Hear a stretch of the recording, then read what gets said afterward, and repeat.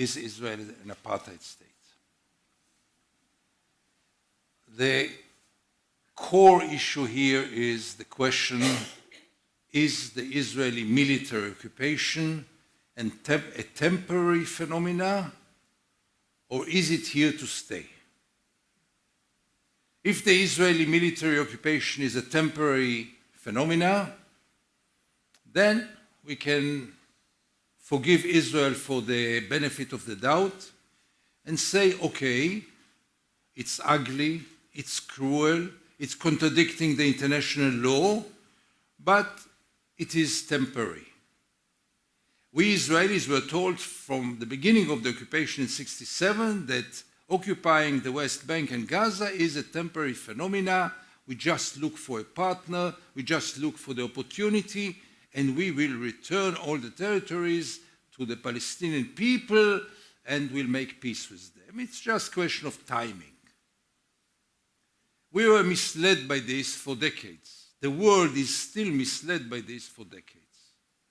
I think after over 50 years of occupation, Amnesty, I salute to Amnesty and to the other organizations who did this step defining Israel as an apartheid state or defining the occupation as an apartheid.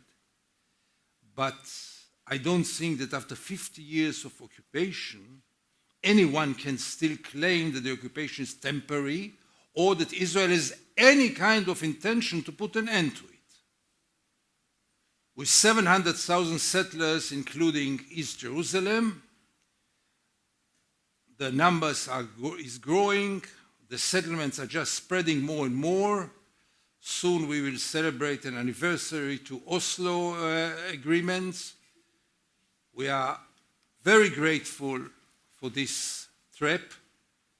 It was a trap. I didn't think it was a trap at the time. I was, like most of the people in the world, I was sure we are going for a new era.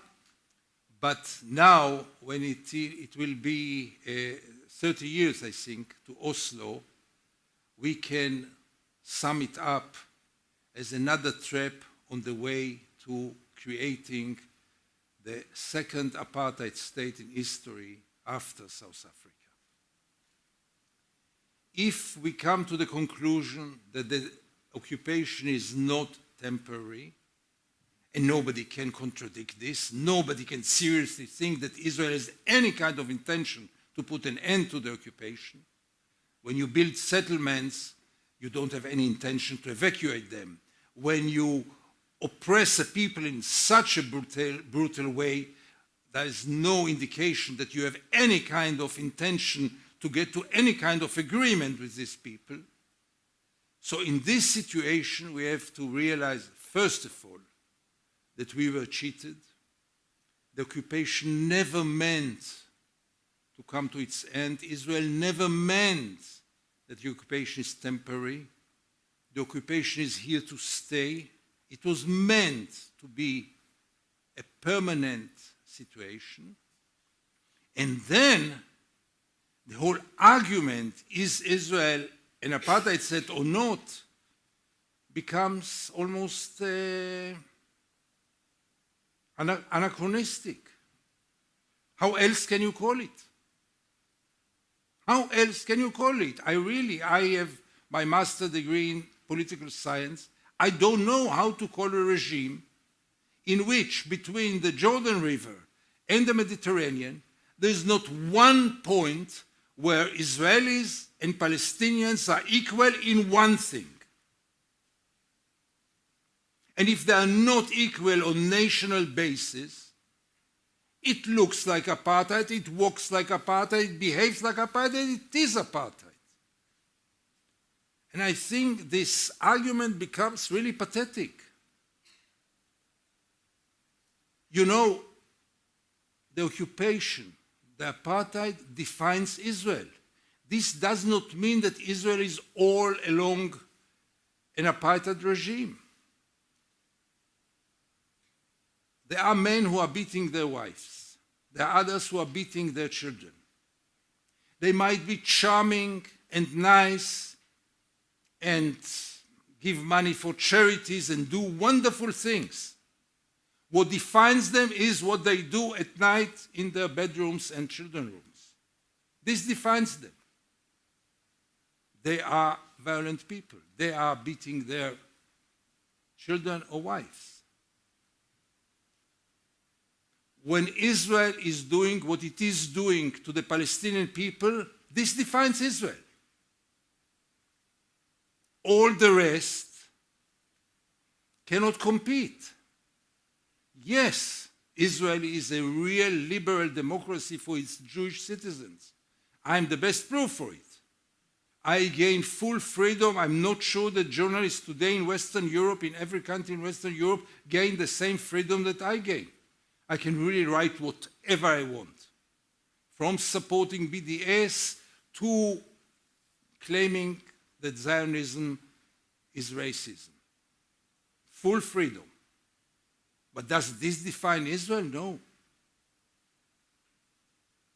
What defines Israel is what it is doing in its backyard.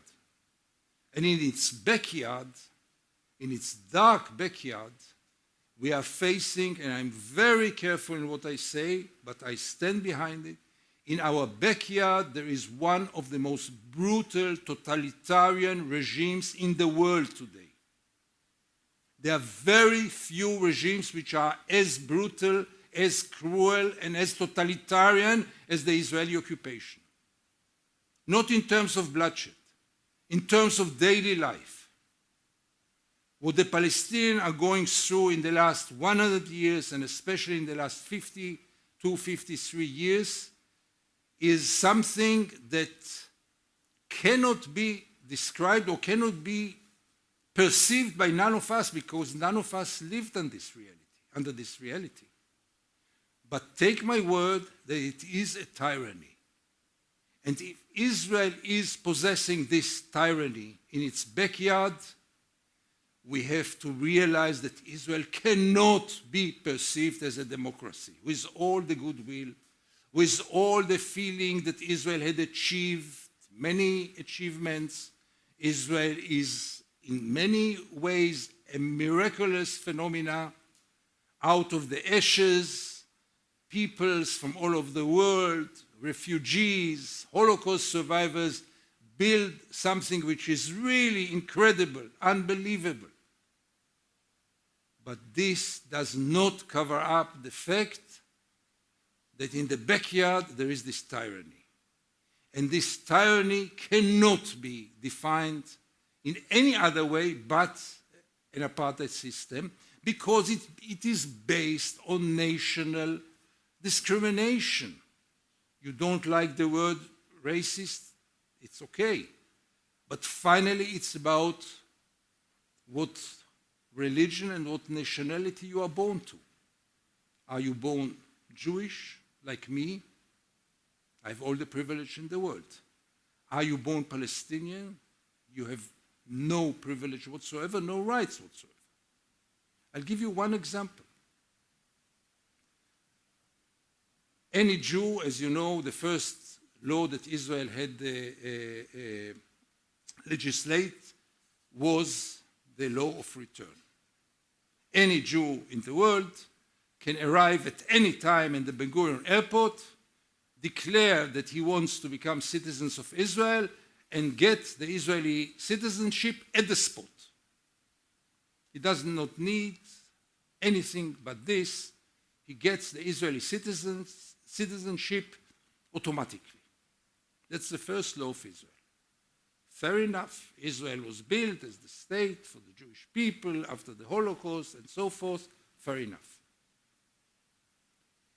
It becomes even more dramatic when it is about saving Jews from all kinds of terrible regimes in the world. Israel is a shelter for the Jewish people. Wonderful, touching. There were a few thousand Ukrainian Jews who came now to Israel and got the citizenship. Very, very touching. But I know, for example, a painter in Haifa who lives for many generations in Haifa. He happened to be not Jewish, but he lives in Haifa much before we came to Haifa. His sister was living in the Yarmouk refugee camp in Syria. And when there was the war, his sister was born here in Israel.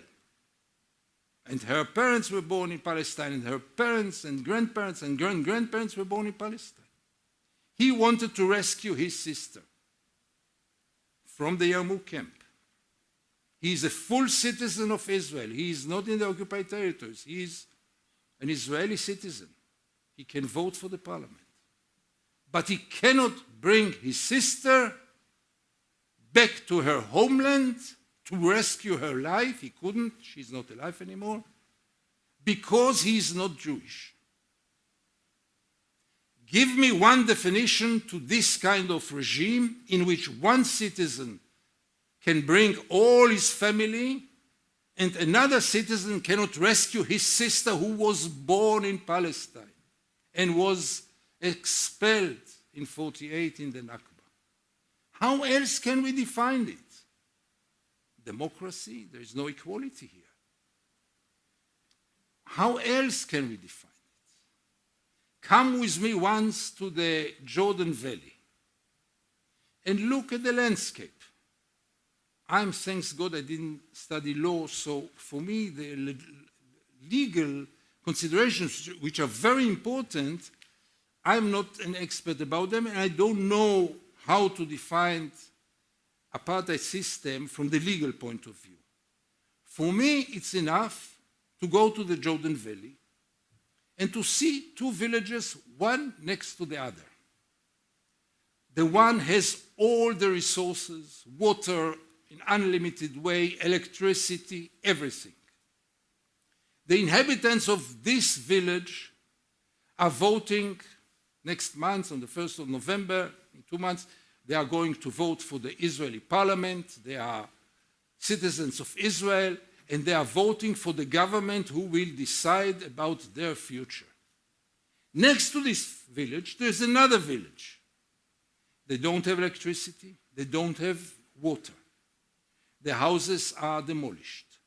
And what is important more than anything else, they cannot vote for the government who decides about their fate, because Jerusalem decides about the fate of both villages. It's not that they have a different system. No, they are under the same system. So one village in front of the other. How can you define it if not as an apartheid? When the difference is only nationality and religion. As long as this was temporary, we could close our eyes, shut our mouths and say, okay, there is a solution, one day we will implement it. We misled the world with this fiction of the two-state solution. One day there will be two states. The Palestinians will have their own state. Israel will have, the Jewish people, the Jews in Israel will have their own state. And don't bother us now with apartheid, not apartheid, because soon we'll get to a solution. But now you cannot take it anymore. When the number of settlers ever since Oslo tripled, not doubled, but tripled, when they reached these figures of 700,000 settlers in the West Bank, the most powerful political power group in Israel, it is really not realistic to believe that anyone will evacuate them, ever. And if they will not be evacuated, there is no viable Palestinian state. And then we have to realize that we face a new phenomena. Now, it's not only about definition. It's also about the attitude of the international community. We have experience with this. The international community proved itself once facing the first apartheid state. The international community was very devoted, not in condemnations of the EU, in deeds, in acts. And the international community put an end to the apartheid system in South Africa. With all the respect to the struggle, there is a lot of respect to the struggle of the blacks and the the leadership of Nelson Mandela, it was finally in the international community with the actions it took, which brought an end to this apartheid system. And I know all the problems in South Africa today. It is a tough place, and still it's a more just place than it was 25 and 30 years ago. You have to realize it. So once we realize that it is an apartheid state, we have to ask what we, the international, you, not we, the international community is doing about it. Unlikely South Africa, Israel is the darling of the West. There's not one country in the world who had received so much military, economically, politically support from the West. First of all, from the United States, and obviously also from the EU. I don't know one country in the world who can ignore in such an arrogant way resolutions one after the other of the international community. We have tens and tens and tens of resolutions of any possible organ of the international community, and Israel just ignores it and doesn't pay any price. And that's maybe the core issue. Israel does not pay any price for its apartheid system. Nothing. Our life in Israel is wonderful. Israel is a blooming place. I mean, we have economically, politically, very, very comfortable life. The occupation is in our backyard. We totally live in denial with the occupation. Most of the Israelis know nothing about it and don't want to know anything about it. The media is collaborating with it and doesn't cover the occupation at all, and when it covers it with a very biased way. So don't expect Israelis to wake up one morning and say, oh, this apartheid system is not so kind and not so nice, and maybe it's also not very legal, let's put an end to it. It will not happen. It will never happen. Nobody will do it. What for? Why? Our life is good. We know nothing about what's going on in our backyard. We pay no price for it, not economically, not politically. Russia invades Crimea, and within weeks, the EU is putting sanctions on Russia, and mentioning sanctions on Israel, mentioning, not implementing them, just mentioning the possibility becomes illegal in many countries in the world today. There is a process in which any kind of call for action to put an end to this reality is criminalized in many countries, mainly in Europe and in the United States as well. You can't even mention it. You can't call for sanctions. You can't call for boycott. Israel, in a very sophisticated way, made this identification between any criticism on Israel and anti-Semitism. And Europe, what a shame, got paralyzed. Nobody dares to say a word, and therefore I said in the beginning of my talk that we are in one of the darkest moments, because today to criticize the occupation is almost violation of a law in many countries, and for sure is labeled as anti-Semitism. And you see the outcome. You see that the media doesn't dare anymore. What I can write in Haaretz, I think in many countries in Europe, no European journalist can write anymore. You see that Europe got paralyzed. The Palestinians are forgotten, bleeding on the side of the road without Who supports the Palestinians today? Who stands with them today? The Israeli peace camp was quite crashed. The Arab world lost interest and tries now a new strategy of going with Israel and ignoring the Palestinians. Europe has new issues: Ukraine, immigration, environment. The United States was never supporting the Palestinians, and they are left alone. They are divided like they have never been before. No leadership, no spirit of struggle, and I don't see how they can do anything about them. They tried everything.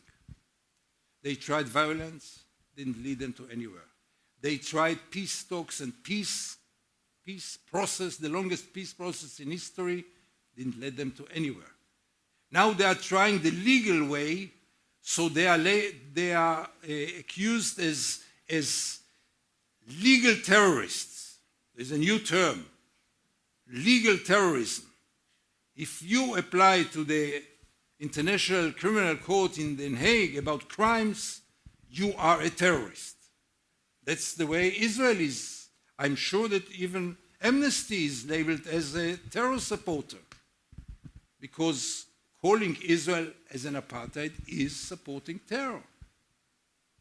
So how do we get out? Because I will be kicked out from here in a second. How do we get out of all this? Because we need some hope. I will talk about it later in the panel. I just want to say one thing. We are now facing, as I said, one of the worst moments, but we shouldn't lose hope. The hope is the international community. The hope is to call the bluff of the temporary dimension of the occupation. The hope is that the international community will realize that they are facing another apartheid system. And the biggest hope is that the international community will be devoted enough and courageous enough and moral enough to use the same means that it used so efficiently vis-à-vis the first apartheid state, also vis-à-vis the second apartheid state. Thank you very much.